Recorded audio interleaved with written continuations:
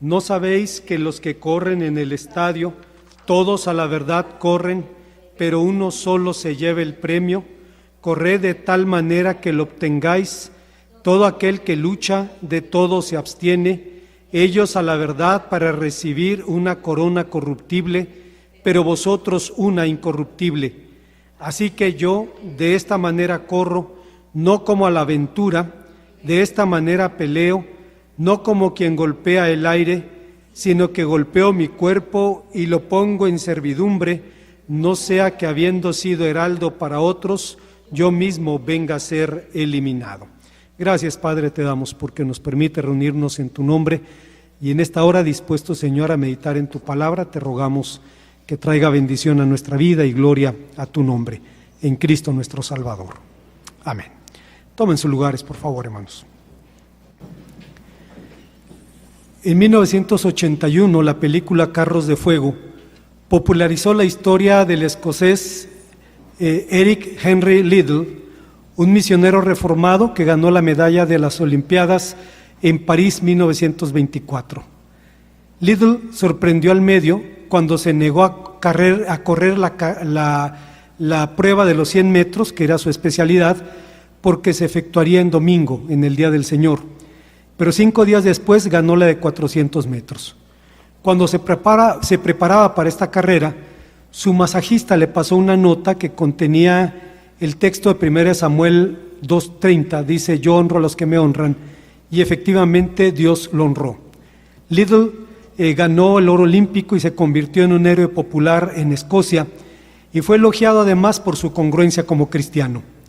Como sus padres y sus hermanos, sirvió como misionero en China, y durante la invasión japonesa se negó a abandonar el país, quedándose allí a pesar de los peligros para pastorear y entrenar a los líderes de la naciente iglesia china. Murió en un campo de concentración en 1945. Durante 53 años se desconocieron los detalles de su muerte hasta que se supo que en virtud de un acuerdo anglo-chino, de haberlo querido, Liddell pudo haber salido del campo de prisioneros, pero no lo hizo porque tomó el lugar de una mujer embarazada. Esta información, que ennoblecería aún más su memoria, fue divulgada durante la Olimpiada de China por su propio captor, el gobierno de la República Popular de China. Esto nos permite ver que la figura de un atleta es poderosa e instructiva, y que no es extraño que el apóstol San Pablo la empleara para representar los rigores y las recompensas de la carrera cristiana, una carrera de la que el apóstol decía: todos debemos participar. ¿Cómo se corre esa carrera? La respuesta se encuentra en las exigencias de cada etapa en la formación de un atleta. Veamos, hermanos, a la luz del texto que hemos titulado La formación de un atleta de Dios, cuáles son esas etapas. Antes, hermanos, de pensar en las enseñanzas de nuestro texto, quisiera decir que Pablo utiliza aquí una analogía, una figura con la cual compara a un deportista con un cristiano comprometido. Esto forma parte de una tradición relativamente común entre los judíos y los cristianos. Aún hasta el día de hoy seguimos utilizando analogías porque nos ayudan a ilustrar de manera tangible los conceptos espirituales. Seguimos hablando del nuevo nacimiento, seguimos hablando de la leche espiritual, seguimos hablando de creyentes que ya comen vianda, comen alimento sólido. Moisés y los profetas emplearon figuras para hablar de su mensaje, y el Señor Jesús hizo lo mismo. Pero debemos recordar que el abuso de las analogías entraña también peligros. Pablo acuñó, por ejemplo, la analogía de Adán y Cristo, con la que decía que la desobediencia de Adán trajo la muerte al mundo y la obediencia de Cristo trajo la vida, lo dice en Romanos capítulo 15, versículo 14. Pero Irineo de León propuso la analogía Eva-María, donde la desobediencia de Eva introdujo el pecado al mundo y la obediencia de María posibilitó la obediencia de Jesús mismo al darle a la humanidad, y con ella posibilitó también la salvación del mundo. En la tradición católica, esta analogía convierte a María en una virtual corredentora, en copartícipe en la obra de salvación. No es extraño entonces que el príncipe de los predicadores, Carlos Spurgeon, dedicara un capítulo entero en su libro Discursos a mis estudiantes al tema de la alegorización en la predicación. Por alegorización entendemos la acción de interpretar, imaginar o simbolizar significados que trascienden el sentido llano o natural de un texto. Spurgeon usó y defendió la legitimidad de la alegorización mientras se utilizara de límites bien definidos. Esto, hermanos, nos lleva a la primera idea del pasaje. Hablamos hace un momento que hay un paralelo entre la formación de un cristiano y la formación de un atleta. Y este proceso empieza con lo que se llama la etapa inicial. Una de las figuras que Pablo utilizó para la carrera, en sus cartas, para la carrera cristiana, fue la del atleta, como decíamos hace un momento. Es una figura perfectamente comprensible para nosotros porque el deporte constituye un fenómeno universal. Sin exageración, el deporte es la actividad física más importante en el mundo. La iniciación en la vida cristiana es similar al proceso mediante el cual se introduce a un niño a una disciplina deportiva y su primer contacto con el deporte es como simple espectador. Mi peluquero, que está aquí en Corregidora y Universidad, es fanático del fútbol, don Javier. Ha ido a 4 o 5 mundiales. Fue al mundial de Estados Unidos, al de España, al de Francia, al de Alemania. Y cuando iba a ser el mundial de Brasil, le pregunté si iba a ir y se puso serio y dijo, no, allí no voy a ir. ¿Por qué, don Javier? Dice, no, ese país hay mucha delincuencia. Dice, además yo siempre viajo con mi compadre. Dice, y si lo viola un negro, ¿qué cuentas le voy a dar a su familia? Él tenía presupuestado que eso podía suceder, pero tenía que sucederle al compadre. Y así es que, para evitar problemas, el hombre decidió no ir al mundial. Los niños empiezan como espectadores porque es necesario que establezcan modelos. Es la etapa en que los niños dicen, yo soy fulano de tal, y le piden al papá que le compre la camiseta con el nombre y el número de su héroe. Afortunadamente, ahora los niños dicen, yo soy el Chicharito, porque hace unos años todavía decían, yo soy el Cuau, a quien por cierto ahora tenemos que decirle señor gobernador. La hermana Silvia fue hija de pastor. Creció jugando con sus primos y sus hermanos en las instalaciones de la iglesia que su papá pastoreaba. Por algún tiempo uno de sus juegos favoritos fue jugar a la iglesia. Uno de sus primos era el pastor, ella era la esposa del pastor. Hacían el servicio, oraban, cantaban, predicaban, recogían las ofrendas. Y hace unos años uno de los primos le dijo, oye Silvia, yo tengo una pregunta que hacer. ¿Dónde fueron a dar las ofrendas que dábamos en los cultos cuando jugábamos a la iglesita? Esas eran para el pastor y para su esposa, dice. Y se convirtieron obviamente en dulces, ¿no? Obviamente, hermanos, pero tal vez los niños empiecen jugando al coro de la iglesia o a la iglesia, pero nuestra expectativa, nuestra esperanza es que lleguen a ser actores conscientes y comprometidos en la vida de sus iglesias, que lleguen a ser protagonistas de la vida de las comunidades cristianas. La etapa de la iniciación es aquella a la que se refiere Proverbios 22:6 cuando dice, entrena al muchacho para seguir su propio camino. Hay 2 cosas que debemos decir de este pasaje de Proverbios. La primera es que el verbo que encontramos aquí en Reina Valera 60 significa inaugurar o consagrar. Es el mismo verbo que se empleó, por ejemplo, para la dedicación de los muros de Nehemías o el templo de Esdras. El nombre Hanukkah viene del mismo verbo, es la idea de dedicar o consagrar. Entrenar aquí significa entonces imbuir al niño con hábitos y sensibilidades que perduren el resto de su vida. La segunda cosa que debemos decir es que cuando el texto habla de instruir al niño en su camino, no habla del camino de Dios, sino del camino del niño. Apunta más bien a los intereses, capacidades y disposiciones naturales del niño. Habla de su propio camino, habla de su vocación existencial.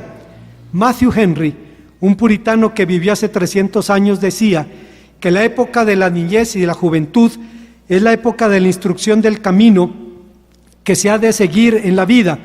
Este camino es ante todo el camino a la rectitud moral, pero también se aplica la senda más apropiada para cada individuo según su capacidad, habilidad y buena inclinación. Lo que Matthew Henry estaba diciendo es verdad implícitamente está contenido allí la idea de formarlos en el camino de Dios, eso es innegable, pero también es formarlos para el desarrollo de sus propias capacidades. En otras palabras, la formación de un niño debe basarse en su propio nivel y tipo de inteligencia.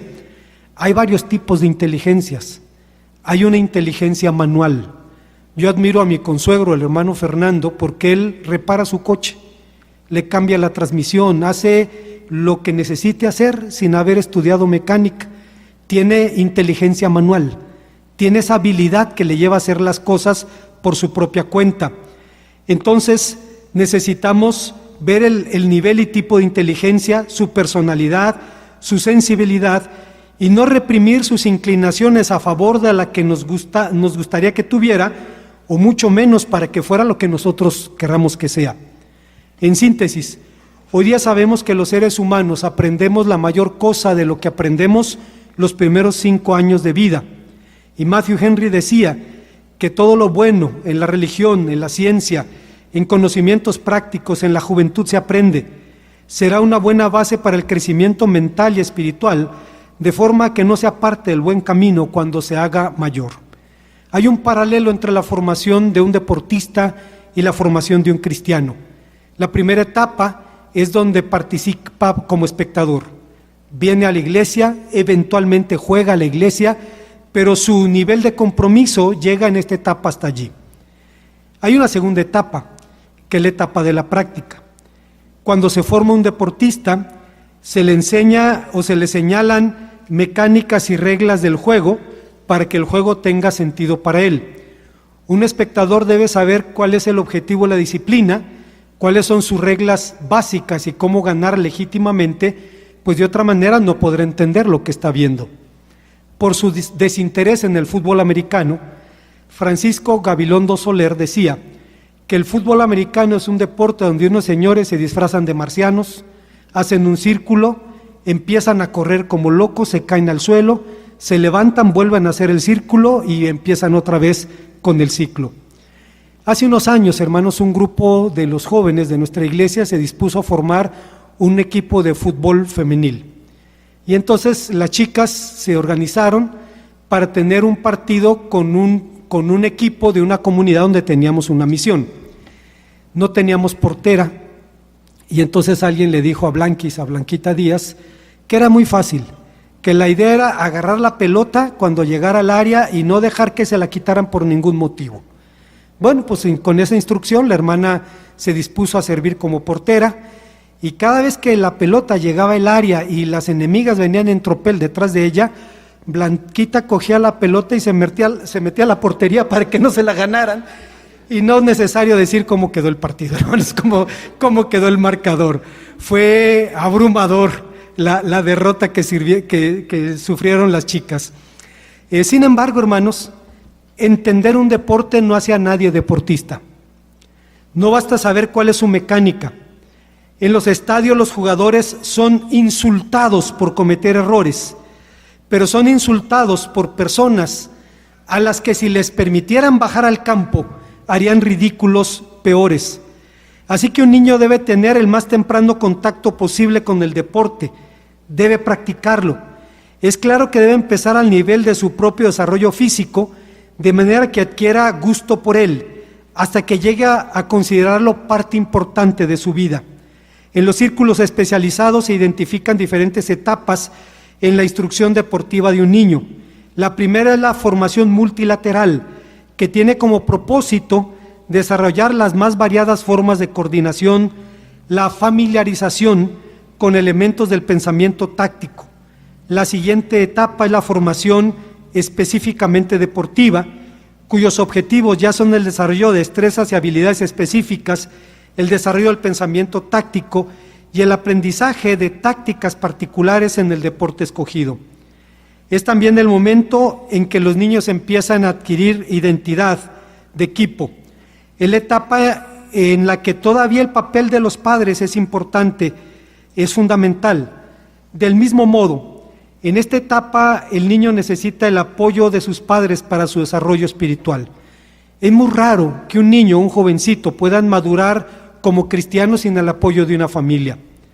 don Aurelio Mandujano, el apóstol de Yucatán, un hombre que fundó más de 130 iglesias bautistas en la península, fue bautizado cuando tenía 6 años y censuraba a los que estorbaran a los niños que se quisieran bautizar a esa edad.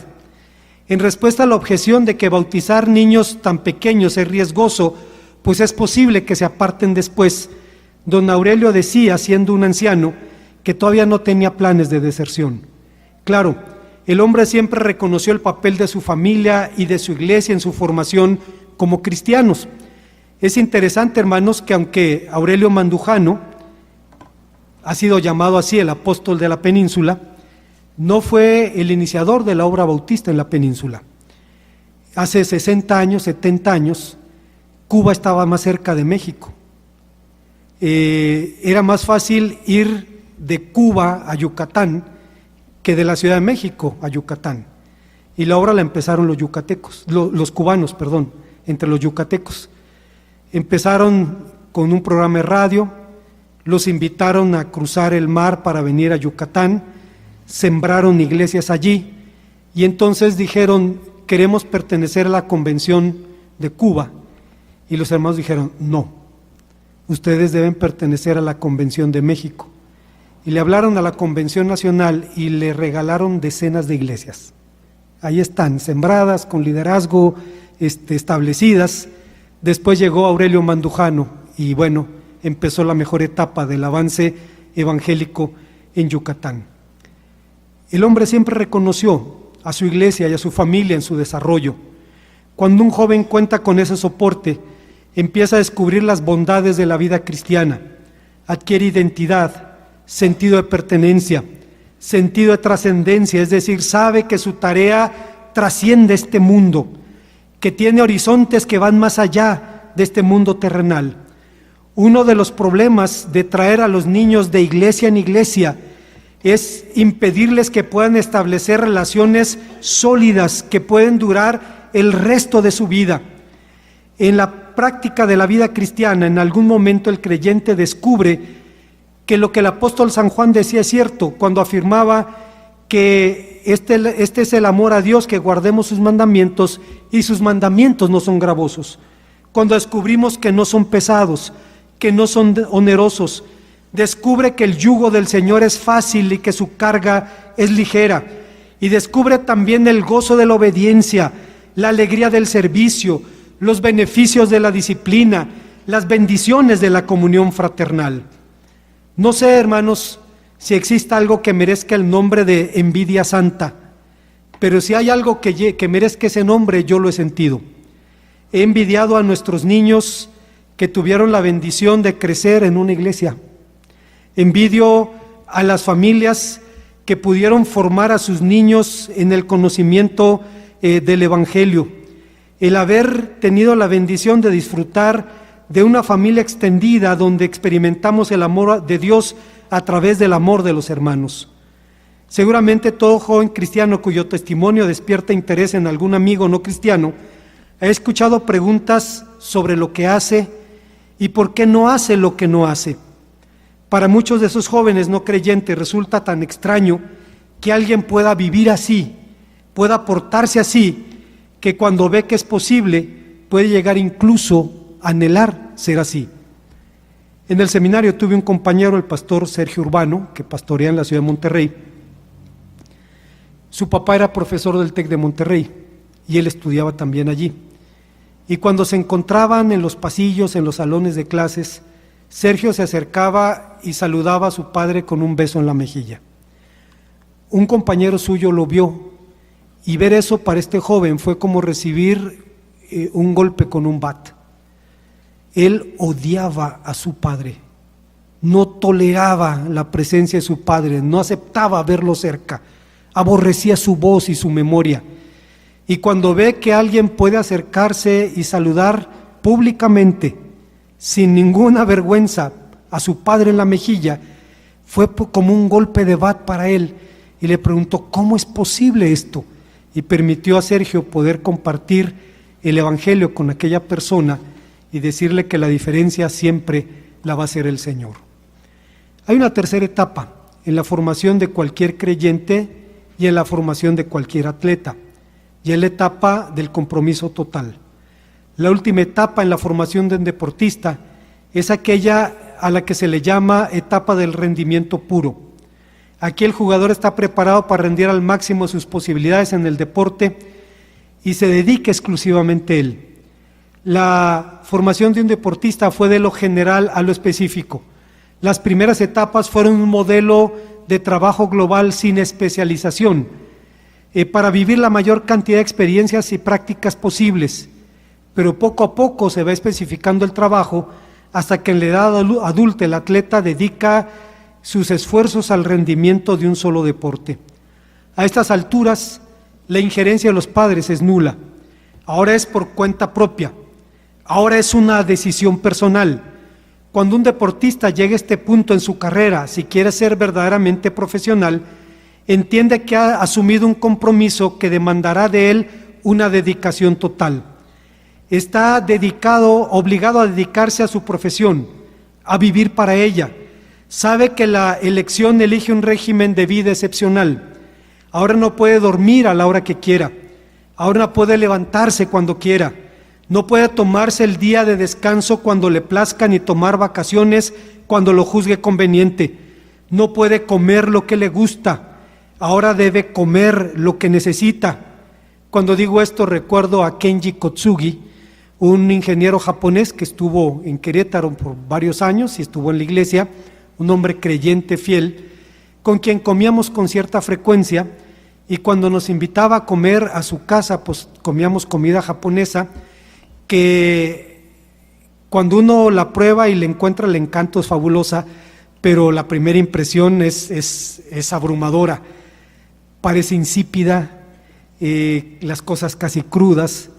Y decía Kenji Kotsugi, dice, los mexicanos comen por el sabor, nosotros comemos por el valor nutritivo. Y entonces nos ofreció té después de comer, a todos les ofreció té verde y al hermano Jesús Zamora y a un servidor té de algas. Y entonces yo quería probar el té verde, pero no me dio té de algas. Y entonces, pues a la hora de probarlo, hermanos, es como si usted va al mercado, compra un pescado, lo lava en agua caliente y se toma el agua. Así sabía. Pero me dice, es muy bueno para el pelo. Ah, bueno, gracias. Gracias. Ellos dicen, hay que comer por el valor nutritivo. El deportista tiene que actuar así. No puede comer lo que le gusta, tiene que comer lo que necesita. Ya no puede cambiar de equipo a su antojo. No puede juzgar como le plazca. Ahora se le exige un compromiso con la estrategia, la disciplina. Se le demanda fidelidad a la camiseta. Pero las demandas de su elección no terminan en el terreno deportivo. Ahora es blanco de todas las miradas. Se ha convertido en un modelo social para los demás. Casi nadie, tristemente, se escandaliza cuando ve a un joven cayéndose de borracho en la calle. Pero es muy diferente si se trata de un deportista famoso. Casi nadie se escandaliza cuando un joven sale con otra persona que no sea la esposa o la novia. Pero si es un deportista conocido, seguramente va a aparecer en la portada de las revistas de corazón. Cuando el creyente ha asumido un compromiso con su fe, sabe que debe vivir para ella. Sabe que el justo no solo vive por la fe, vive también para la fe. Es decir, para practicar todo lo que cree. Pablo decía en 1 Corintios que aquel que lucha de todo se abstiene. Hay personas que dicen, mi vida es el fútbol. El apóstol San Pablo decía, mi vida es Cristo. Nuestro llamado a vivir como atletas de Cristo es un compromiso de vida. Es la etapa del verdadero discípulo, del hombre que se ha comprometido con su Salvador. Pero un atleta de Cristo hace mucho más que leer la palabra de Dios. Medita en ella y trata de ponerla en práctica.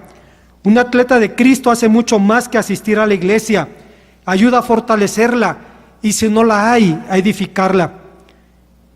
La primera iglesia bautista de Zacapu, Michoacán, fue plantada por el doctor Durán, mi hermana Soria lo conoce, un joven pasante de medicina que cuando fue a su año de prácticas a Zacapu vio que no había iglesia bautista y plantó una iglesia allí. no solo hizo su servicio social, sino que estableció una iglesia que permanece más de 50 años hasta la fecha. Era un hombre que no solo asistía a la iglesia, la edificaba, y si no la había, la sembraba. Un atleta de Cristo hace mucho más que pensar en sus propios planes. Piensa en los planes y en los propósitos de Dios. Un atleta de Cristo hace mucho más que orar todas las noches. Se hace amigo de Dios. Un atleta de Cristo hace más que vivir una buena vida moral. Vive buscando la santificación, la negación del yo, la vida crucificada y el seguimiento de Jesucristo. Como conclusión, dado el impacto que el deporte tiene en el mundo actual, es un campo propicio para el ministerio cristiano. No podemos negar, hermanos, que el deporte es importante en nuestra cultura, aunque siendo sinceros todavía nos preguntamos como aquella persona que decía sobre la selección mexicana: no sé cómo me puedes decepcionar si no espero nada de ti, y todavía me decepcionas, ¿no? Bueno, en 1984 se formó en Brasil una organización llamada Atletas para Cristo. Es una ONG dirigida por el pastor Johnson Tadeu, que fue deportista y ahora es pastor, cuyo propósito es realizar actividades relacionadas con el deporte y la exposición de los valores cristianos, tanto en el deporte aficionado como profesional. Su ministerio es un medio para llevar a los atletas a los pies de Cristo y para ayudar a estos a transformar sus capacidades en ministerios. En un sentido, todo padre cristiano participa de la misma responsabilidad, que es la de formar a sus hijos para la carrera cristiana. Por lo anterior, es curioso que durante los primeros siglos de la historia cristiana fueran considerados atletas de Dios personajes muy singulares, como Simeón el Estilita y algunos mártires cristianos. Simeón el Estilita fue un hombre que vivió en el desierto de Siria 40 años sobre una columna que medía 15 metros. La plataforma que estaba en la cabeza de la columna no sería más grande que esta tabla, así es que no había mucho espacio para movimiento, y Simeón se mantenía físicamente haciendo flexiones. Se paraba en la columna y 100 veces o 200 veces tocaba con la frente el empeine de sus pies. Dicen que cuando lo hacía llovía piojos, mugre y todo, porque él se bañaba cuando llovía, y en Siria no llueve muy seguido. Entonces era todo un espectáculo. Otros que fueron llamados atletas de Cristo fueron los mártires, considerados no solo atletas de Dios, sino cristianos perfectos. Pero Pablo no utiliza la figura del atleta como un símbolo de la muerte, sino como un símbolo de vida, como el símbolo de una manera de vivir. Para Pablo era un símbolo que describe el estilo de vida del discípulo, ejemplifica la disciplina, los retos y los valores de la contienda leal, pero también la seguridad del galardón prometido. En la antesala de su propia muerte, antes de enfrentar a sus ejecutores, el apóstol San Pablo seguía con esta figura en la mente, y por eso le escribe a Timoteo en su segunda carta: he peleado la buena batalla, he terminado la carrera, he guardado la fe. Curiosamente, fue una sorpresa para un servidor, en los círculos de formación deportiva se sabe que el deporte no es un fin en sí mismo. Se sabe que la verdadera meta de la formación de los niños como deportistas es convertirlos en hombres sanos, libres, capaces de actuar con su medio y agentes de cambio. En otras palabras, convertirlos en mejores seres humanos. Podemos decir lo mismo de la vida cristiana, con dos diferencias. En las competencias deportivas solo uno se lleva el galardón. En la carrera cristiana todos debemos correr por él.